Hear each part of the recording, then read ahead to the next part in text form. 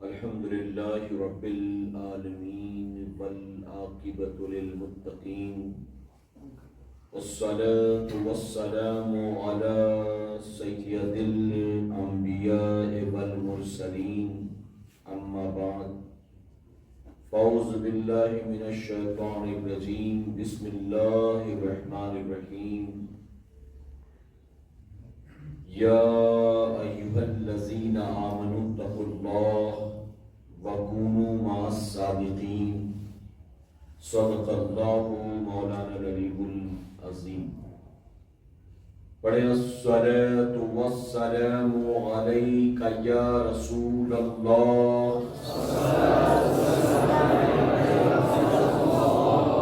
الصلاۃ والسلام علیک یا حبیب اللہ،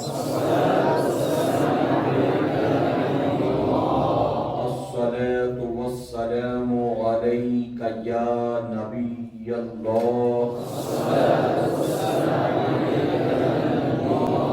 وعلی آلک وأصحابک یا نور اللہ صلی اللہ تعالی علیہ وسلم۔ بسم اللہ الرحمن الرحیم۔ نویت سنة الاعتکاف۔ رب کعبہ کی بارگاہ میں دعا ہے مولا اپنے حبیب صاحب الاولاد صلی اللہ علیہ وسلم کے صدقے خیر ہم تمام حاضرین اور سامعین کو تو دم واپسی تک حق کہنے، حق سننے اور اپنے حق والے بندوں کے دامن سے وابستہ رہنے کی توفیق نصیب فرما۔ ساتھ ہی بارگاہ رب العزت میں دعا ہے کہ میرے کریم تیرے یہ بندے جو اپنا گھر بار چھوڑ کر تیرا دین سیکھنے کے لیے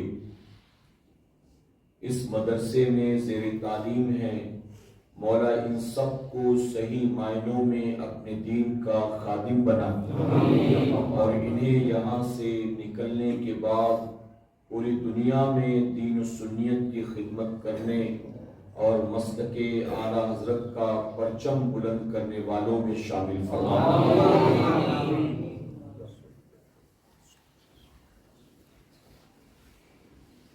میرے پیارے آقا علیہ الصلوۃ والتسلیم کے پیارے دیوانوں، اس وقت ہم اور آپ عالمی تحریک سنی دعوت اسلامی کے ہفتہ واری اجتماع میں شامل ہیں۔ حالانکہ یہ ہر اتوار کو بعد نماز مغرب ہوا کرتا ہے، لیکن آج اس کو نماز عشاء کے بعد رکھا گیا اور نماز عشاء ہم نے اور آپ نے بجماعت ادا کی، اور اس کے بعد ہم آج کی ہفتہ واری اجتماع میں شریک ہوئے۔ اللہ رب العزت آج کی اس پاکیزہ محفل کے سجانے والوں کا سجانا اور ہمارا اور آپ کا یہاں آنا قبول فرمائے۔ میرے پیارے آقا علیہ الصلوۃ والتسلیم کے پیارے دیوانوں، آپ جانتے ہیں کہ عالمی تحریک سنی دعوت اسلامی کا ہفتہ واری اجتماع ہو، ماہانہ اجتماع ہو یا سالانہ اجتماع ہو، درس ہو، قافلے ہوں، حلقے ہوں، ان ساری چیزوں میں کوشش شروع سے آخر تک تربیت کی ہوا کرتی ہے۔ ہمارے اجتماعات جذباتی گفتگو کے لیے یا لفاظی کے لیے نہیں ہوتے، بلکہ ہمارے اجتماعات میں کوشش یہ ہوتی ہے کہ آنے والوں کو کچھ نہ کچھ سکھانے کی کوشش کی جائے۔ اور میرے پیارے آقا علیہ الصلوۃ والتسلیم کے پیارے دیوانوں، یہ بات بھی میں آپ کو بتا دوں، چونکہ آپ مدرسے میں پڑھ رہے ہیں اور یہاں سے فراغت کے بعد نکلیں گے تو آپ بھی دین و سنیت کی خدمت کے کام میں لگیں گے۔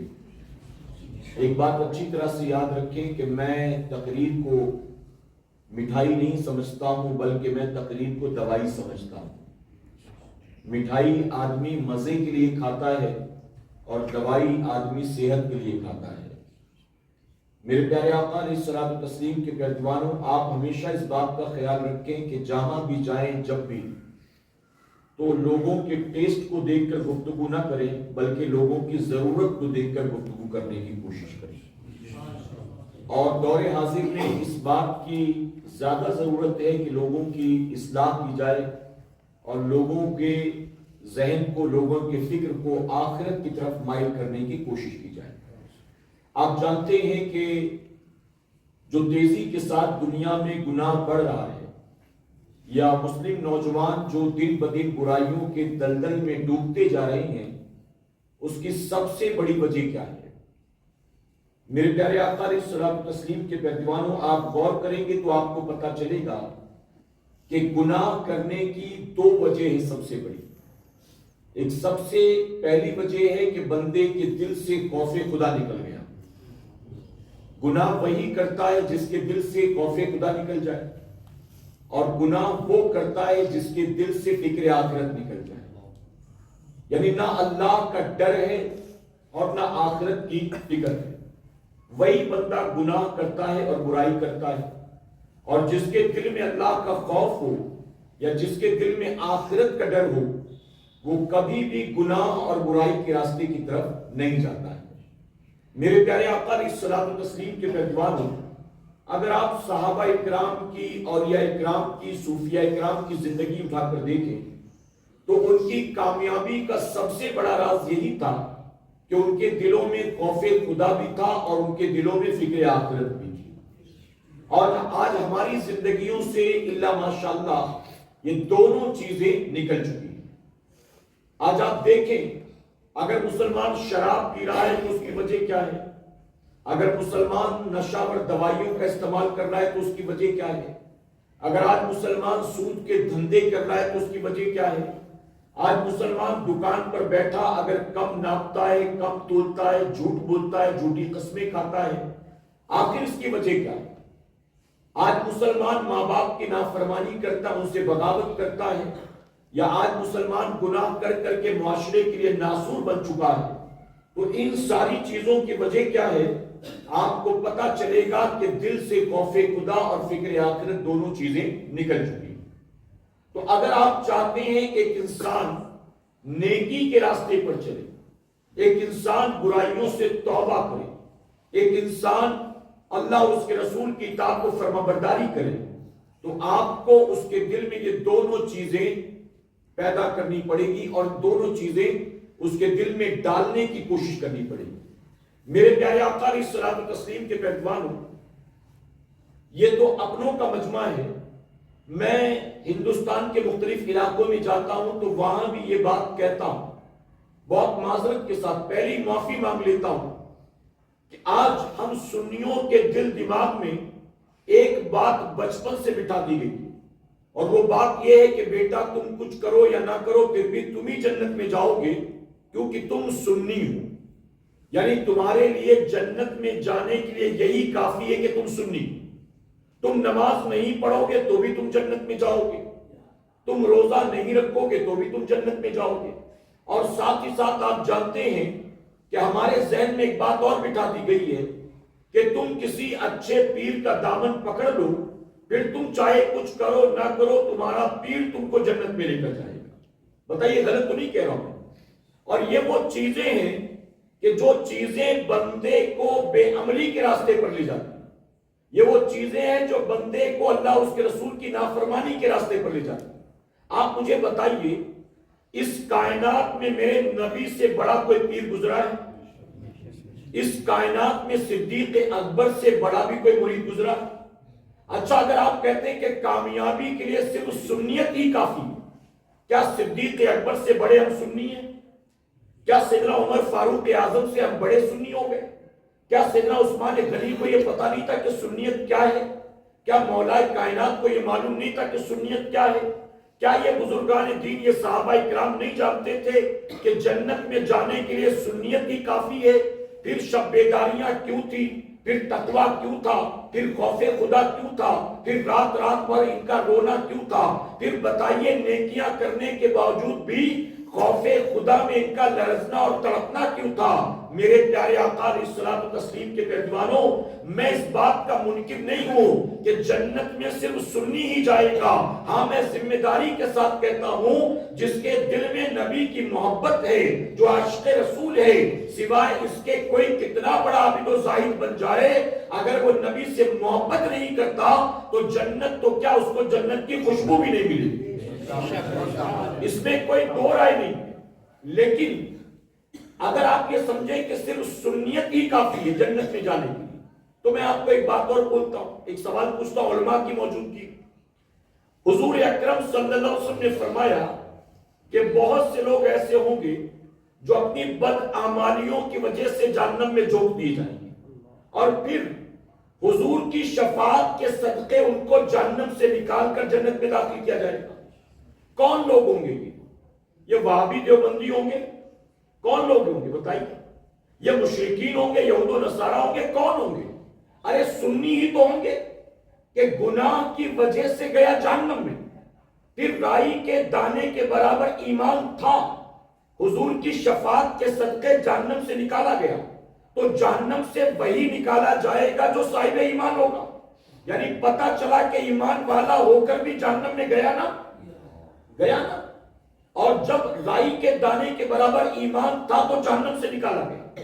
اب اگر کوئی کہے کہ نہیں، میری جنت کے لیے صرف میرا سنی ہونا کافی ہے، میری جنت کے لیے اچھے پیر کا دامن پکڑ لینا کافی ہے، میری جنت کے لیے صرف لنگر ڈیک جلوس جلسے کافی ہے، میری جنت کے لیے صرف مزارات پر جانا چادر چڑھانا کافی ہے، تو میرے پیارے آقا علیہ الصلوۃ والتسلیم کے پیروانوں، میں کہتا ہوں آپ غلط فہمی کا شکار، آپ غلط فہمی کا، اگر سنی ہونے کے باوجود آپ فرائض و واجبات پر عمل نہیں کرتے، سنی ہونے کے باوجود آپ جائز ناجائز کا فرق نہیں دیکھتے، سنی ہونے کے باوجود آپ دن رات گناہ پر گناہ کرتے ہیں، سنی ہونے کے باوجود آپ اللہ رسول کی نافرمانی اور بغاوت کرتے ہیں، تو آپ بتائیے کیا آپ ایسی صورت میں بھی جنت میں جائیں گے؟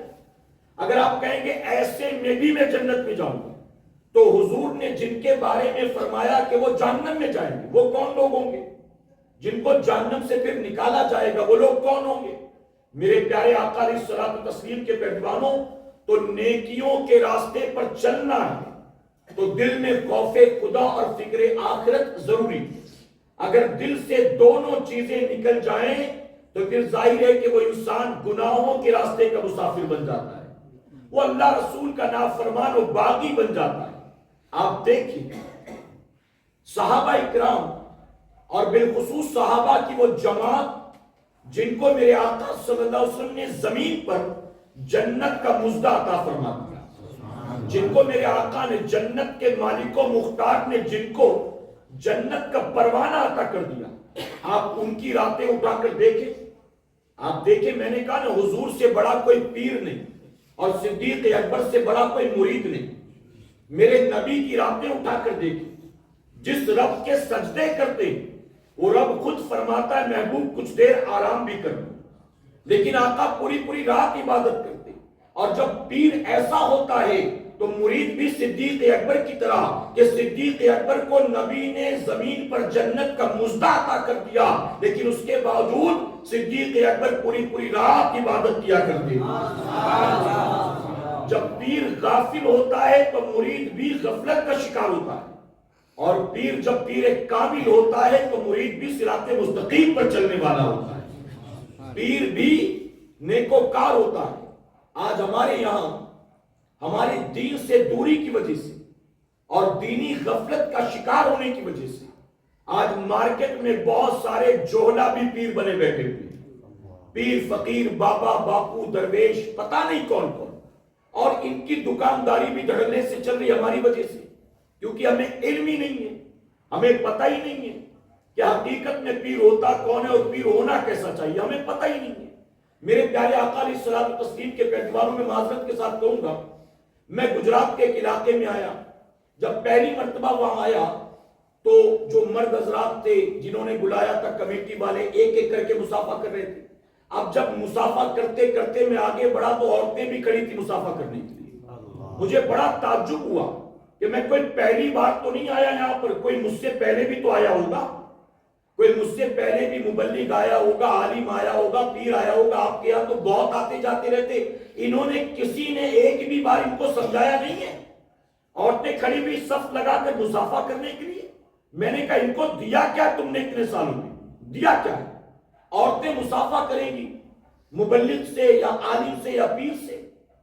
ایک علاقے میں نے دیکھا، آپ کے گجرات کی بات کرتا ہوں، ایک علاقے میں نے دیکھا کہ اس علاقے کا معاملہ یہ تھا کہ جب اس آبادی میں رہنے والی عورت ناپاکی سے پاک ہوتی تھی تو اس گھر کا مرد آتا تھا مسجد کے امام سے بالٹی پر پانی دم کروانے کے لیے، اور پھر وہ دم کرا کے لے جاتا اور اس پانی سے وہ عورت غسل کرتی تھی۔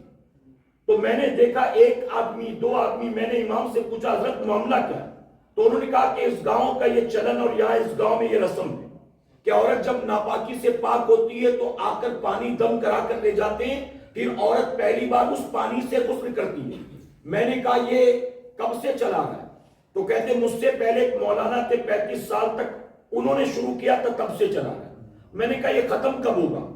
انہوں نے اس کی بنیاد رکھی، اس کے بعد اب آپ کر رہے ہیں، آپ کے بعد آپ، تو مسجد کے امام کے پاس پورا حساب ہوگا کون سے گھر کی عورت پاک ہے کون سی ناپاک ہے، بتائیے۔ میں نے کہا امام کے پاس تو پورا اکاؤنٹ موجود ہوگا گاؤں کا، کتنے نمازی ہیں یہ نہیں معلوم ہوگا، کتنی پاک ہے کتنی ناپاک ہے یہ ضرور معلوم ہوگا۔ میرے پیارے آقا کے پیروانوں، تو یہ دین، ہم اور آپ دین پر عمل کر رہے ہیں، ہم اور آپ کر کیا رہے ہیں؟ ہم اور آپ جا کہاں رہے، کون سے راستے پر؟ تو آپ ابھی مدرسے میں زیر تعلیم، یہاں سے نکلنے کے بعد آپ نکلیں گے اور آپ عالم بنیں گے، حافظ بنیں گے، دین کے دائی بنیں گے، مبلغ بنیں گے، مفتی بنیں گے، آپ نکلیں گے تو آپ کو معاشرے میں موجود ان برائیوں کا خاتمہ کرنا ہے انشاءاللہ۔ آپ جہاں جائیں وہاں ذائقہ دیکھ کر بات نہیں کریں گے، ضرورت دیکھ کر بات کریں گے انشاءاللہ۔ جنہوں نے بلایا ہے، کبھی کبھی میں اپنا تجربہ آپ کے ساتھ شیئر کرتا ہوں، کہیں میں جاتا ہوں تقریر کے لیے، ویسٹ بنگال، اڑیسہ، جھارکھنڈ، وہاں مجھ سے کہتے ہیں، میں پوچھتا ہوں کہ کیا بولنا ہے مجھے، تو مجھے وہاں 25 ٹاپک دیے جاتے ہیں۔ حضرت نماز پر بولنا، حقوق والدین پر بولنا، میاں بیوی کے رشتے پر بولنا، یہاں پر جب والد کا انتقال ہوتا ہے بڑا بھائی پورا مال قبضہ کر لیتا ہے، چھوٹے بھائیوں کو نہیں دیتا، تھوڑا اس پر بھی اصلاح کر دیجئے گا۔ حضرت ہمارے یہاں فلموں کا بڑا چلن ہے، شادی میں جہیز بہت کیا جاتا ہے، 25 ٹاپک، 25۔ اس کے بعد وہ بتائیں گے کہ ہمارے یہاں حضرت یہ بھی آ چکے ہیں، پہلے یہ بھی آ چکے ہیں، پہلے یہ بھی آ چکے ہیں، یعنی ہماری جماعت کے بڑے بڑے علماء کا نام گنائیں گے اور اس کے بعد 25 ٹاپک بھی دیں گے۔ تو میں ان سے پوچھتا ہوں کہ جو مجھ سے پہلے 18 لوگ آ چکے ہیں انہوں نے کیا کیا ہے؟ سارا مجھے ہی بولنا ہے، انہوں نے کیا بولا، انہوں نے کیا بتایا؟ میرے پیارے آقا علیہ الصلوۃ والتسلیم کے پیروانوں، اور معذرت کے ساتھ کہوں گا، ارے وہ کمیٹیاں جو 35 سال سے اپنے گاؤں میں جلسہ کروا رہی ہیں، آج کمیٹی والے کہتے ہیں کہ اس جلسے کی بنیاد ہمارے دادا نے رکھا تھا، دادا کے بعد ابا پوری زندگی کرتے رہے، ابا کے بعد 11 سال سے ہم لوگوں نے ذمہ داری لی ہے اور گاؤں کے نوجوان مل کر یہ کام کر رہے ہیں۔ 35 سال سے جس گاؤں میں جلسہ ہو رہا ہے، دیکھتے ہیں تو گاؤں کے بوڑھوں کے چہرے پر بھی داڑھی نہیں ہوتی، اور جو 11 سال سے نوجوان جڑے ہوتے ہیں وہ بھی بے نمازی ہوتے ہیں، وہ بھی بڑے بڑے علماء کو بلا کر جلسے تو کر رہے ہیں، جلسوں میں قوم کا لاکھوں روپیہ خرچ تو کر رہے ہیں، لیکن کمیٹی والوں کے چہرے پر داڑھی نہیں ہوتی۔ پوری رات جلسہ کرنے کے بعد کمیٹی کا ایک ممبر بھی فجر کی نماز میں مسجد میں نہیں آتا۔ میرے پیارے آقا کے پیروانوں، ریزن کیا ہے؟ یہ قوم رسم و رواج میں الجھ کر رہ گئی، رسم و رواج میں یہ کرنا ہے وہ کرنا، ابھی 1 مہینہ ختم نہیں ہوا کہ دوسرا عرس آ گیا، وہ ختم نہیں ہوا تیسرا عرس آ گیا، یہ سندل ہے وہ جلوس ہے، یہ چادر ہے وہ بیگ ہے وہ لنگر ہے، ہم انہی ساری چیزوں میں، جبکہ ہمیں اور آپ کو چاہیے ہم صحیح طور پر دین پر عمل کرنے کی کوشش کریں، فرائض و واجبات کو چھوڑ کر رسم و رواج میں الجھے رہو گے تو یاد رکھنا دنیا میں مزہ تو بہت آئے گا، لیکن آخرت میں سوائے عذاب کے آپ کا کچھ بھی مقدر نہیں ہو سکتا ہے۔ تو قوم کے دل میں فکر آخرت اور خوف خدا کو پیدا کرنا کہ انشاءاللہ۔ سیدنا صدیق اکبر کو نبی نے زمین پر जन्नत का मुद्दा अता किया। लेकिन फरमाया कि सैयदना सिद्दीक अकबर रज़ी अल्लाह अन्हु आप छोटे से परिंदे को देखते थे तो रोने लगते थे। किसी ने पूछा कि रोने की वजह क्या है, तो आप जवाब देते काश कितना अच्छा होता मेरी माँ ने मुझे जना ना होता, मैं एक परिंदा होता कि यहाँ वहां शाखों पर उड़ता फिरता और कयामत के दिन मिट्टी में तब्दील कर दिया जाता, कम से कम अल्लाह की बारगाह में हिसाब किताब का डर तो ना होता। सैयदना उमर फारूक आज़म रज़ी अल्लाह अन्हु फरमाया कि तिनका उठाकर रोते। अरे वो सैयदना उमर फारूक आज़म जिनके बारे में मेरे आका ने फरमाया कयामत में अल्लाह सबसे पहले मेरे उमर से मुसाफा फरमाएगा। वो उमर फारूक आज़म के जो नबी की बारगाह में मशवरा देते और अल्लाह उसको कुरान की आयत बनाकर महबूब पर नाज़िल फरमाता। वो उमर जिसके बारे में खुद इमामुल अंबिया फरमाते हैं उमर की जबान से हक बोलता। वो उमर फारूक आज़म तिनका उठाकर रोते और यूं कहते काश कितना अच्छा होता उमर की माँ ने उसे जना ना होता, मैं तिनका होता, हवा मुझे उड़ाए उड़ाए फिरती, कयामत के दिन अल्लाह की बारगाह में हिसाब किताब का डर तो ना होता। आप जरा सोचिए, अबू दरदा रज़ियल्लाहु अन्हु फरमाया गया आप कहते काश कितना अच्छा होता मैं अबू दरदा बनकर पैदा ना होता, मैं मेंढा बनकर पैदा होता कि लोग मुझे ज़बा करते, मेरे गोश्त को पकाकर खा जाते, सालन को पी लेते, कम से कम कयामत में अल्लाह की बारगाह में मुझे हिसाब तो ना देना पड़ता। अल्लाह अकबर। ये मैं किसकी बात कर रहा हूं? ये उनकी बात कर रहा हूं जिनको जन्नत के मालिक मुख्तार ने जन्नत की गारंटी दी है। आज हम पता नहीं किस गलतफहमी का शिकार, किस गलतफहमी का। हमारी कौम की अक्सरियत तो समझती कि जर्दा हलवा पुलाव बिरयानी खा के जन्नत में चले जाएंगे, मुहर्रम का शरबत पी लो, जितना पी लोगे उतना बुलंद मकाम मिलेगा जन्नत में। ये डेगे ले जाएंगे, ये ड्रम ले जाएंगे, ये नियाज और फातिये चादर ले जाएंगे, मैं इसका इनकार नहीं करता। हाँ, इस पर सवाब है, ये बाइसे बरकत है, ये अच्छा काम है, ये अहले सुन्नत वल जमात के मामलात में शामिल है और ये सब साबित है, मैं इसका मुमकिन नहीं। लेकिन अगर फराइज और वाजिबात को छोड़ोगे, दीन की असल को छोड़ोगे, तो क्या बताओ ये चीजें भी काम आएंगी? ये चीजें सैयदना उमर फारूक आज़म रज़ियल्लाहु अन्हु खुद फरमाते हैं कि जिस बंदे पर फर्ज का कर्ज बाकी अल्लाह उसके नवाफिल को कबूल नहीं करता। तवज्जो है ना आपकी? जिस पर फर्ज का कर्ज बाकी हो अल्लाह नवाफिल को कबूल नहीं करता। हम जितनी चीजें करते हैं उसका शुमार तो नफिल में भी नहीं है, मुबाह में, मुस्तहब में। हम वो करके समझते हैं कि हम कामयाब हो गए, हम जन्नती हो गए।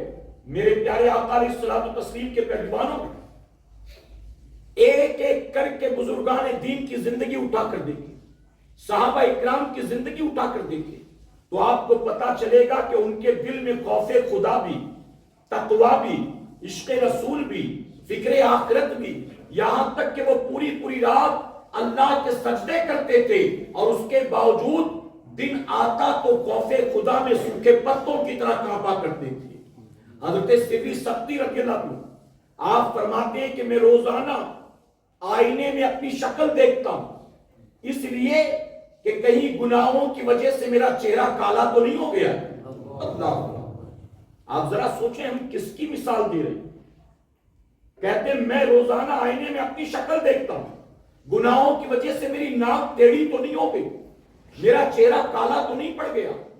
मेरे प्यारे आका अलैहिस्सलातु तस्लीम के दीवानों, इमाम ज़ैनुल आबिदीन रज़ियल्लाहु अन्हु एक बुजुर्ग फरमाते हैं हम तवाफ़े काबा कर रहे थे, हमने देखा एक नौजवान गिलाफे काबा से लिपट कर गिरियोजारी कर रहा है, रो रहा है और रो रो कर सिर्फ एक दुआ, मौला मेरे गुनाह को माफ फरमा दे, अल्लाह मेरे गुनाह को माफ फरमा दे। फरमाते उसकी दुआ में इतना दर्द था, उसकी दुआ में इतना दर्द था कि तवाफ करने वाले तवाफ भूल गए। हर आदमी जो अपने लिए दुआ कर रहा था छोड़कर उस जवान के लिए दुआ करने लगा। लोग उसके लिए दुआ कर रहे थे, उसकी दुआ पर आमीन कह रहे थे। कहते जब उसने गिलाफे काबा को छोड़ा मैं उसके पीछे पीछे हो लिया कि जरा देखूं तो सही है कौन, कितना बड़ा पापी, क्या पाप किया। कहते उसके चेहरे पर नकाब था, मैं उसका चेहरा ना देख सका। वो मक्के की एक गली की तरफ चला میں اس کے پیچھے پیچھے ہو لیا. بہت دور تک پیچھا کرنے کے بعد ہوا کا تیز جھونکا آیا جس نے اس کے چہرے سے نقاب ہٹا دیا. کہتے چہرے سے نقاب کا کیا ہٹنا تھا, میرے پیروں تلے زمین پھٹ گئی. وہ غلاف کعبہ سے لپٹ کر رونے والا وقت کا کوئی گناہگار نہیں تھا, امام حسین کے بیٹے عابد بیمار امام زین العابدین. آپ سوچیں جن کے گھر سے جنت بڑھتی ہے, ارے جن کے باپ دادا جنت کے سردار ہو, ان کے خوف خدا کا یاد ہے, ان کے خوف خدا. اور ہم پتہ نہیں کس غفلت کا شکار. میرے پیارے آقا علیہ الصلوۃ والتسلیم کے پیروان ہوں. آئیے میں آپ کو ایک جوان کا واقعہ سناتا ہوں. 17-18 سال کے جوان ایک صحابی حضرت ثعلبہ بن عبد الرحمن, ان کا نام ثعلبہ بن عبد الرحمن, حضور کی محفل میں بیٹھا کرتے تھے, اکثر حضور کی محفل میں. فرمایا کہ حضور اکرم صلی اللہ علیہ وسلم کسی بات کا حکم دیتے, حضرت ثعلبہ بن عبد الرحمن فوراً دوڑ جاتے تھے خدمت کی. آقا کو کچھ منگانا ہو, کسی کو بلانا ہو, انہی کو آقا حکم دیتے, وہ فوراً دوڑ جاتے. ایک مرتبہ حضور اکرم صلی اللہ علیہ وسلم نے کسی صحابی کو بلانے کے لیے ان کو بھیجا. وہ مسجد نبوی شریف سے نکلے, مدینے کی گلیوں کی طرف چلے. دوپہر کا وقت تھا, ٹھنڈی ہوا کے جھونکے چل رہے تھے. روایتوں میں آتا ہے کہ اچانک ہوا کے ایک جھونکے نے ایک گھر کے دروازے پر پڑے ہوئے پردے کو اڑایا. جیسے ہی پردے کا اڑنا تھا, حضرت ثعلبہ بن عبد الرحمن کی نظر اتفاق سے اس گھر کے دروازے کی طرف پڑ گئی. دروازہ کھلا تھا, پردہ اڑ گیا. آپ نے دیکھا تو اندر کوئی عورت کپڑے بدل رہی تھی. جیسے ہی نظر اس عورت پر پڑی, فوراً جو ہے آپ نے اپنی نگاہوں کو شرم سے جھکا لیا, نظروں کو سر کو جھکایا, اور جھکاتے ہی دل میں خیال آیا کہ آج یہ میں نے کیا کر دیا, حضور نے مجھے کہاں بھیجا تھا اور یہ میں نے کیا کیا. اب فوراً ہی دل میں خیال آیا میں تو اب اپنے آقا کو منہ دکھانے کے لائق ہی نہیں رہا, اب میں حضور کی بارگاہ میں کیا منہ لے کر جاؤں. فرمایا کہ حضرت ثعلبہ بن عبد الرحمن 16-17 سال کا جوان مدینے کی گلیوں میں دیوانوں کی طرح دوڑنے لگا. اب میرا پتہ نہیں کیا ہوگا, مجھ سے تو اتنا بڑا گناہ ہو گیا, اب میں تو حضور کے پاس جانے کے لائق نہیں رہا. فرمایا کہ 1 گھنٹہ 2 گھنٹہ 3 گھنٹہ وقت گزرتا رہا, واپس نہیں آئے. حضور اکرم صلی اللہ علیہ وسلم نے سیدنا عمر فاروق اعظم اور حضرت سلمان فارسی کو بھیجا. کہا جاؤ جا کر دیکھو وہ کہاں رہ گئے, لوٹے کیوں نہیں. جسے بلانے گئے تھے وہ بھی نہیں آیا, اور جو بلانے گیا تھا وہ بھی نہیں آیا, گئے کہاں. جب دونوں حضرات آئے, ڈھونڈا, جس کو بلانے بھیجے تھے اس کے گھر گئے تو انہوں نے کہا کہ میرے پاس تو آئے نہیں. حضرت ثعلبہ کے گھر گئے تو کہا میرا بیٹا تو اب تک لوٹا نہیں. پورے مدینے میں چھان لیا, کہیں پتہ نہیں چلا. آقا کی بارگاہ میں عرض کرتے آقا ثعلبہ کا کوئی عطا پتہ نہیں. میرے نبی نے فرمایا کہ کل تلاش کرنا. دوسرے دن بھی ڈھونڈا, کوئی پتہ نہیں. تیسرے دن بھی ڈھونڈا, کوئی پتہ نہیں. میرے نبی نے فرمایا ثعلبہ گئے کہاں. سیدنا عمر فاروق اعظم سے کہا مدینے کے باہر جا کر ڈھونڈو. مدینہ منورہ کے باہر جا کر تلاش کیا. 1 دن 2 دن, فرمایا کہ چند دنوں کے بعد سیدنا عمر فاروق اعظم کو ایک چرواہا ملا. مدینے کی سرحد پر ایک چرواہا ملا. آپ نے اس سے فرمایا تو نے ثعلبہ بن عبد الرحمن کو دیکھا. اس چرواہے نے کہا میں انہیں پہچانتا نہیں. حلیہ بیان کیا, کہا ایسے جوان کو میں نے دیکھا نہیں, البتہ ایک لڑکا ہے پہاڑ کی اس چوٹی پر بیٹھا, چند دنوں سے رو رہا ہے. کون ہے, کہاں سے آیا, کیوں روتا ہے, کچھ پتہ نہیں, بس روتا جاتا ہے. اور اس کی آواز میں اتنا درد ہے کہ میری بکریاں اگر اس طرف جاتی ہیں تو بھٹک جاتی ہیں, چارہ چرنا چھوڑ دیتی ہیں. صبح کا وقت ہوتا ہے, پہاڑی سے نیچے اتر کر میرے پاس آتا ہے, میں تھوڑا سا دودھ بکریوں کا دو کر دیتا ہوں, وہ پیتا ہے اور پھر چلا جاتا ہے, کسی بات کا جواب نہیں دیتا. کیوں روتا ہے, کہاں سے آیا, مجھے اب تک پتا نہیں. سیدنا عمر فاروق اعظم سمجھ گئے کہ ہو نہ ہو یہ ثعلبہ بن عبد الرحمن. آپ نے چرواہے سے کہا کہ کل صبح جب وہ نوجوان آئے تو تم اسے دودھ مت دینا, بلکہ اس کو کسی بہانے سے روکنا اور ہمیں اطلاع کرنا. چرواہے نے وعدہ کر لیا. اب اگلے دن جب وہ پہاڑی سے نیچے اتر کر آئے, اس چرواہے نے انہیں بٹھایا کہ تھوڑی دیر رکو, میں ابھی دودھ دو کر دیتا. اور جا کر مدینے میں خبر کر دیا. سیدنا عمر فاروق اعظم اور سیدنا سلمان فارسی آئے, آ کر دیکھا تو حضرت سالبہ بن عبد الرحمن تھے. لیکن حال کیا تھا جانتے ہو؟ چند دنوں پہلے نکلے تھے تو 16-17 سال کے خوبصورت جوان تھے, جسم ہٹا کٹا تندرست توانا تھا. لیکن چند دنوں کے بعد حال یہ تھا, رو رو کر وہ ہڈیوں کا ڈھانچہ بن چکے تھے, سوکھ کر کانٹا بن چکے تھے. سیدنا عمر فاروق اعظم نے کہا, سالبہ یہ کیا حال ہے تمہارا؟ دیوانے ہو گئے ہو؟ آخر ایسا کیا ہو گیا جو اتنا روتے ہو؟ عرض کرتے ہیں کہ اے عمر فاروق اعظم, مجھ سے نہ پوچھے, مجھ سے بہت بڑا گناہ ہو گیا. عمر فاروق اعظم نے کہا, چلو تمہیں نبی نے بلایا ہے. عرض کرتے میں نبی کی بارگاہ میں جانے کے لائق ہی نہیں رہا, میں آقا کو چہرہ نہیں دکھا سکتا. عمر فاروق اعظم نے اصرار کیا, انہوں نے انکار کیا. آخر کار عمر فاروق اعظم مدینے آتے ہیں, حضور کو اپنے ساتھ لے کر جاتے ہیں. جب آقا پہنچے تو جانتے ہو حضرت سالبہ بن عبد الرحمن کمزوری کی وجہ سے زیادہ دیر تک بیٹھ نہیں سکے تھے, زمین پر لیٹ کر آنکھیں بند کر لی تھی. آقا آتے ہیں, اپنے غلام کے سرہانے بیٹھتے ہیں, ان کے سر کو اٹھاتے ہیں, اپنی گود میں رکھتے ہیں. جب سالبہ نے محسوس کیا کہ کسی نے میرے سر کو اپنی گود میں رکھا ہے تو سوچا شاید میرا باپ آیا ہوگا, میرا کوئی رشتہ دار آیا ہوگا. سالبہ نے اپنی آنکھیں دھیرے سے کھولی. اب جب آنکھ کھولی تو سامنے جو چہرہ تھا وہ باپ کا چہرہ نہیں تھا, وہ رحمت للعالمین آقا کا چہرہ تھا, وہ امام انبیاء کا چہرہ تھا. حضرت سالبہ نے نبی کے چہرے کو دیکھا, فوراً تڑپ اٹھتے ہیں, پوری طاقت لگا کر اپنے سر کو جھٹکتے ہیں. عرض کرتے ہیں, آقا میرا سر اس لائق نہیں ہے کہ میں آپ کی گود میں اپنا سر رکھ سکوں. آقا میرے سر کو زمین پر ڈال دیں, آقا میرے سر کو زمین پر ڈال دیں. آقا فرماتے, سالبہ بس اب رونا بند کر دے. اے سالبہ, جس گناہ کو تو یاد کر کر کے روتا ہے, ارے تجھے خبر بھی نہیں ہے اللہ نے تیرے گناہ کو کب کا معاف فرما دیا ہے, اللہ نے تیرے اس نظر کا اٹھنا معاف فرما دیا ہے. حضرت سالبہ نے جب یہ سنا, آپ مسکرانے لگتے ہیں.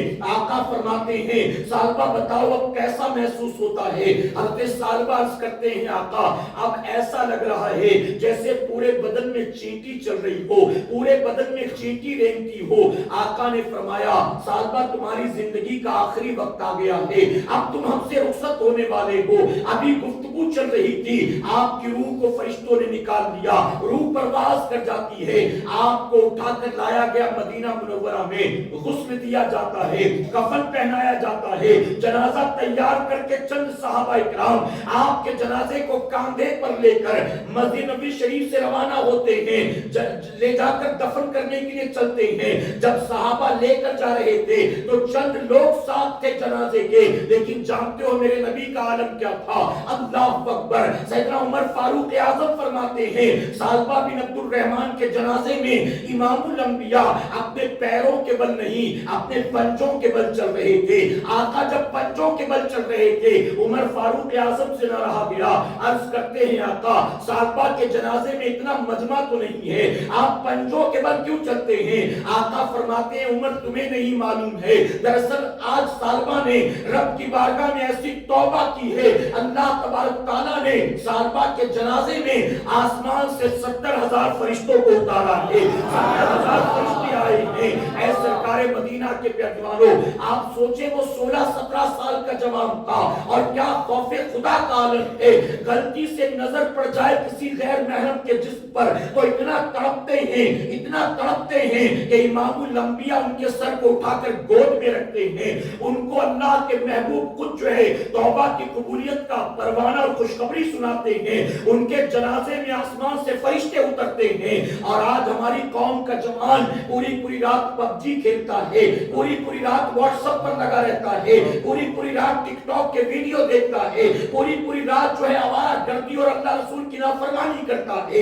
اے سرکار مدینہ کے پیروانوں, وہاں غلطی سے نظر پڑ گئی تو یہ عالم تھا توبہ کا, اور یہاں تو ڈھونڈتے ہیں یوٹیوب پر کچھ مل جائے تو دیکھ لیں, فیس بک پر کچھ مل جائے تو دیکھ لیں. اور میرے پیارے آقا علیہ الصلوۃ والتسلیم کے پیروانوں، گناہ پر گناہ کرنے کے بعد بھی، نافرمانی پر نافرمانی کرنے کے بعد بھی ہمیں نہ قبر کا خیال آتا ہے، نہ محشر کی یاد آتی ہے، نہ اللہ کی بارگاہ میں جواب دہی کا خیال آتا ہے۔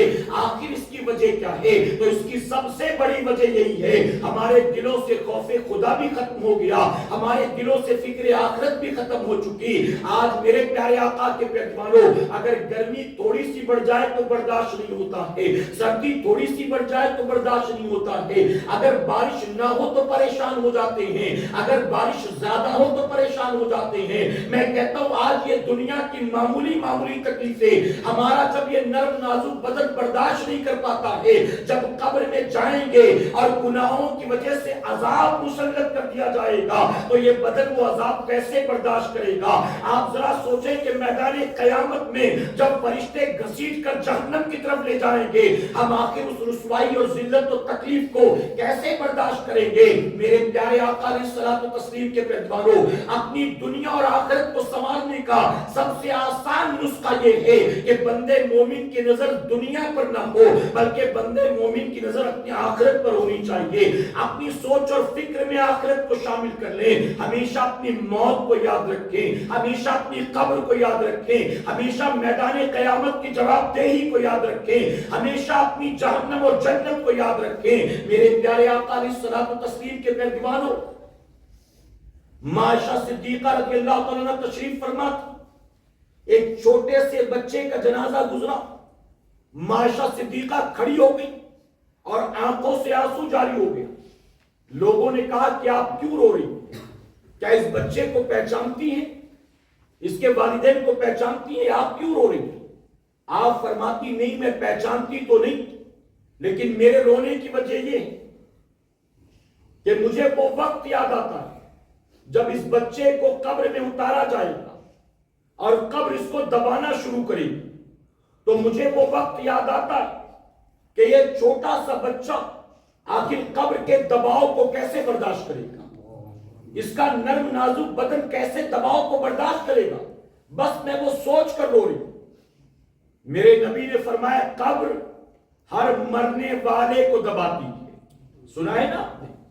نیک ہو بد ہو، نمازی ہو بے نمازی ہو، عالم ہو غیر عالم ہو، کوئی بھی ہو، قبر ہر ایک کو دباتی ہے۔ یہاں تک حدیث مبارکہ میں آتا ہے جب میرے آقا صلی اللہ علیہ وسلم کی بیٹی آپ کے انتقال کے بعد آپ کو قبر میں اتارا گیا، صحابہ فرماتے ہیں کہ اچانک حضور اکرم صلی اللہ علیہ وسلم کے چہرے کا رنگ بدل گیا۔ میرے آقا بے ساختہ پکار اٹھے، اللہ اکبر اللہ اکبر اللہ اکبر۔ اس کے بعد کہتے کچھ قرار آیا نبی کو، نبی پہلے بے چین ہوئے، چہرے کا رنگ بدل گیا، اس کے بعد حضور کو کچھ سکون اور قرار آیا۔ آقا نے کہا سبحان اللہ سبحان اللہ سبحان اللہ۔ صحابہ اکرام نے عرض کیا یا رسول اللہ صلی اللہ علیہ وسلم، آپ نے یہ کیا کیا؟ خلاف معمولی عمل؟ آقا اس کی وضاحت فرماتے، میرے نبی فرماتے جب میری بیٹی کو قبر میں اتارا گیا تو قبر نے میری بیٹی کو دبانا شروع کیا، قبر نے میری بیٹی کو دبانا شروع کیا۔ مجھے اپنی بیٹی کی بیماری یاد آ گئی، مجھے اپنی بیٹی کی کمزوری یاد آ گئی، مجھے اپنی بیٹی پر رحم آ گیا کہ آخر میری بیٹی قبر کے دباؤ کو کیسے برداشت کرے گی۔ آپ سوچیں نبی کی بیٹی ہیں اور قبر انہیں بھی دبائے، خود آقا فرما رہے ہیں، تو ہمارا اور آپ کا قبر میں کیا بنے گا کیا ہم جانتے ہیں؟ آج لوگوں نے چرسیوں کو اپنا پیر بنا رکھا ہے، سٹے کا نمبر بتانے والوں کو، رات بھر قوالی سنے گا، نہ عشاء پڑھے گا نہ فجر پڑھے گا، وہ پیر ہے اور لوگ اس کے مرید ہیں۔ دکانداری بھی زور شور میں چل رہی ہے اور سمجھتا ہے کہ پیر مجھ کو جنت میں لے کر جائے گا۔ یہ پیر، یہ قوالیاں سننے سے جنت ملے گی، یہ چرس چلم کے گانجے کے دم مارنے سے جنت ملے گی۔ لوگ پتہ نہیں کس غلط فہمی کا شکار۔ میرے نبی نے فرمایا مجھے اپنی بیٹی کی بیماری کمزوری یاد آ گئی، اس پر میں نے اللہ اکبر کہا، اللہ اکبر، اسے یاد کر کے اللہ نے میری بیٹی پر رحم فرمایا اور قبر کے دباؤ کو کم کر دیا۔ تو اس پر میں نے اللہ کی تعریف کی اور میں نے سبحان اللہ کہا، سبحان اللہ۔ میرے پیارے آقا علیہ الصلوۃ والتسلیم کے پیروانوں، تو ہماری نظر بھی آخرت پر ہونی چاہیے کہ انشاءاللہ۔ اب آخر میں ایک بات عرض کروں گا، بابا فرید گل شکر رحمت اللہ علیہ اپنی کتاب میں ایک نوجوان کے واقعے کو نقل فرماتے ہیں۔ آپ فرماتے ایک نوجوان عابد تھا، پوری رات عبادت کرتا، اچانک وہ بیمار ہوا، ایک دن 2 دن 3 دن بیماری دور نہ ہوئی تو اپنی ماں کو بلایا اور اپنی بوڑھی ماں کو بلا کر کہتا ہے کہ ماں، میں تجھے 3 باتوں کی وصیت کرنا چاہتا ہوں، اب لگتا ہے یہ بیماری مجھے ساتھ لے کر جائے گی، اب شفا نہیں ملی، ماں میں تجھے مرنے سے پہلے 3 باتوں کی وصیت کرتا ہوں۔ ماں نے کہا بیٹے کیا باتیں بتا؟ تو کہتا ہے ماں، جب میرا انتقال ہو جائے تو کسی کو خبر مت کرنا، اگر تو لوگوں کو بتائے گی کہ میرا انتقال ہو گیا تو لوگ خوش ہوں گے کہ ایک گناہ گار مارا گیا، ایک پاپی مرا، دھرتی کا بوجھ کم ہوا، مولا اے ماں تو کسی کو بتانا مت۔ ماں نے کہا ٹھیک ہے، جبکہ ماں جانتی کہ میرا بیٹا کیسا ہے۔ ماں نے کہا بیٹا ٹھیک ہے، اور کیا بتا؟ اس نے کہا ماں، یہ رسی کا پندہ دے، جب میرا انتقال ہو جائے تو اس رسی کو میرے گلے میں ڈالنا اور مجھے گھر کے چاروں طرف کونوں میں کھینچنا، میری لاش کو پکڑ کر کھینچنا اور کھینچ کر کہنا اللہ کے نافرمان کا یہی انجام ہوتا ہے، اللہ کے باغی کا یہی حشر ہوتا ہے۔ اور اس کے بعد ماں، جب مجھے دفن کر دیا جائے تو میری قبر پر کھڑے ہو کر میری بخشش کی دعا کر دینا۔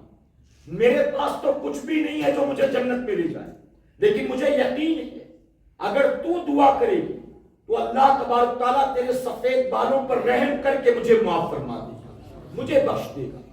ماں نہ چاہتے ہوئے بھی اپنے بیٹے سے وعدہ کر لیتی کہ بیٹا ٹھیک ہے، تو جو بھی کہہ رہا ہے میں اس پر عمل کروں گی۔ ماں نے تسلیم کر لیا، مان لیا۔ فرمایا کہ چند دنوں کے بعد بیٹے کا انتقال ہوا۔ اب جب بیٹے کا انتقال ہوا تو ماں نے گاؤں والوں کو نہیں بتایا، پہلی وصیت پر عمل کیا۔ اس کے بعد ماں نے نہ چاہتے ہوئے بھی کانپتے ہوئے ہاتھوں سے رسی اٹھائی اور رسی اٹھانے کے بعد اس کا فندہ بنایا، آگے بڑھ کر بیٹے کے سر میں گلے میں ڈالنا چاہتی تھی۔ ابھی قریب ہی پہنچی تھی کہ غیب سے آواز آتی ہے اے عورت پیچھے ہٹ جا، اے عورت پیچھے ہٹ جا، اے عورت پیچھے ہٹ جا۔ اللہ کے محبوبین کے ساتھ کیا کوئی ایسا سلوک کرتا ہے؟ کیا نیکوں کے ساتھ کوئی ایسا سلوک کرتا ہے؟ اے عورت تجھے پتہ نہیں ہے، یہاں موت کے فرشتے نے تیرے بیٹے کی روح کو نکالا اور وہاں رب نے تیرے بیٹے کو جنت کا دولہا بنا دیا۔